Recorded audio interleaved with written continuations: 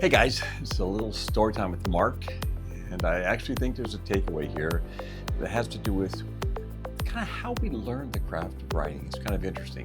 Once upon a time, there was a woman who headed up the English department of a high school in Los Angeles, and she was going to a conference. She was at a conference for teachers.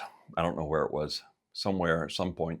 And somebody was presenting in a class or a workshop or something. It was a discussion of the hero's journey in literature, and how how this could be used to kind of engage high school students, so on and so forth. And whoever taught this workshop held up Road Rash as an example of a kind of a contemporary version of the hero's journey, not set 1,000 years ago or on a different planet or in some fantasy world, but set here and now today, a contemporary story, yet still followed all the precepts of the hero's journey. And this woman who was an English teacher thought, oh, that sounds interesting. And she got a copy and she read it and she thought, yeah, you know what? I think my students might like this. Because as we all know, one of the best ways to engage students with literature is to pick out books that they might actually kind of relate to, as opposed to some ancient classic that their grandparents related to. So to make a long story short, she had all of the incoming freshmen coming up. This was over the summer. All the incoming freshmen read this as their assigned reading for their, before they started school in the fall. So they all read it, and then all these freshmen showed up for freshman English, and she had a whole kind of syllabus based around the book and the hero's journey and all of that good stuff. And they discussed it. They discussed the book. They discussed the hero's journey, and then she broke them into groups, and each group kind of did a project showing how Road Rash kind of met with all the different steps of the hero's journey and so on and so forth. All this stuff, all based around this whole curriculum based around Road Rash. I knew none of this at the time. I knew nothing about this. I'm just happily working away on whatever's next. Then I get a message. She DM'd me and told me what was going on and wanted to know if I would do, like a Zoom visit. They didn't have the budget for an in-person visit, but they wanted to do a Zoom visit with the group, with all the freshmen or something, and discuss this or whatever, Q&A, whatever. Fine, that sounds fine by me. And then she told me how she assigned it and they all read it and they made these projects that all based on it, and they were kind of eager to show me their projects, so on and so forth. I said, you know what? I found out where the school was and I looked on a map, and they are like right off the 101. And we live right off the 101. I can see the 101 from our office. It's right down there, half mile down there. I can see the cars going by. And their school is about 4 blocks off the 101. 170 miles away, but still, there it is. There's no traffic to go through. Just get on the 101 and fly. So I said, you know what? The heck with this. I will just come down, because I was really impressed by everything they were doing. I'll just come down and we'll just do some in-person presentations. They were like, great. So I did.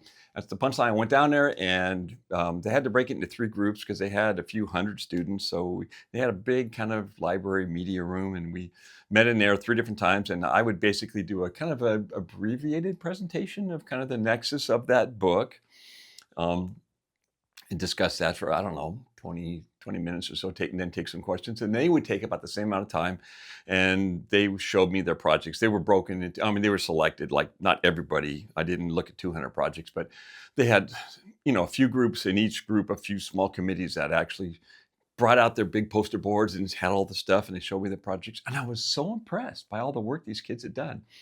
And how they divided it, and they looked at all the ways that Road Rash met the hero's journey. There are, I think, 12 steps in the hero's journey, and they, it's kind of the normal life, and then kind of the call, and then the mentor, and then you go into the new world and face some trials, and then you go back home again with this new revelation, on and on and on, all this stuff.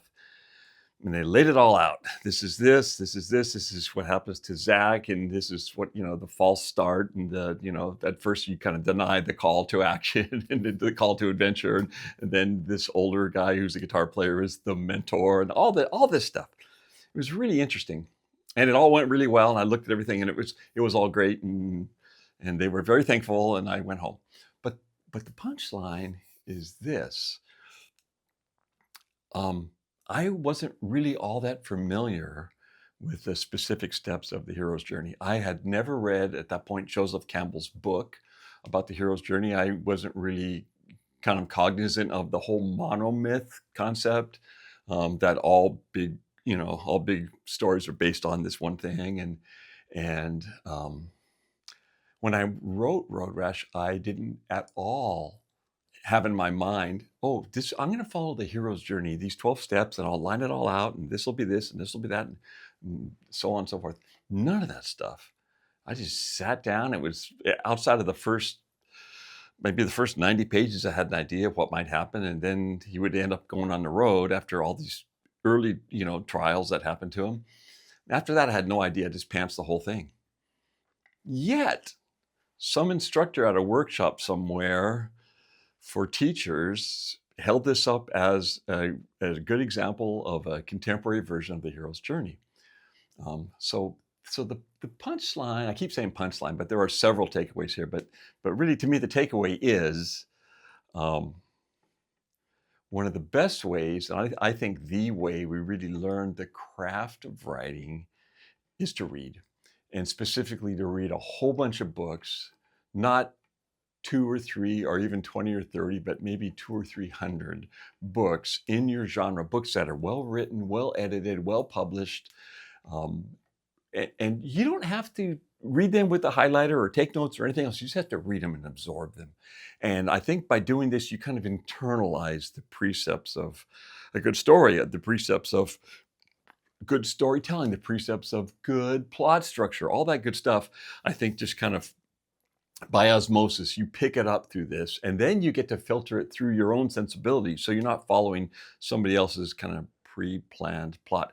When I was a kid, I read hundreds of novels. A lot of them were kind of science fiction, and some were fantasy, but largely science fiction. But including, and I was exposed to all the obvious stuff: Lord of the Rings and Star Wars and Glory Road, and on and on and on and on and on. All these books that pretty closely followed Campbell's hero's journey, and then maybe books that didn't quite follow it so closely, but they had the basic precepts of there's a young dude and his life is normal, then everything changes and he doesn't really want to go to the new stuff, but then there's this mentor that helps him out. He goes into the new world, whatever it is, or the new situation, and it's very challenging for him, and he has to learn a bunch of stuff to overcome this. And then he has this big final night of the dark soul, and then he kind of goes back home, but it's not the same. He has learned extra stuff, and he's learned new things, and he brings something of value with him back home. And that kind of helps him in his new life, even though he's back in his previous environment. That probably applies to over half the novels ever written. And it's really how you execute it that matters.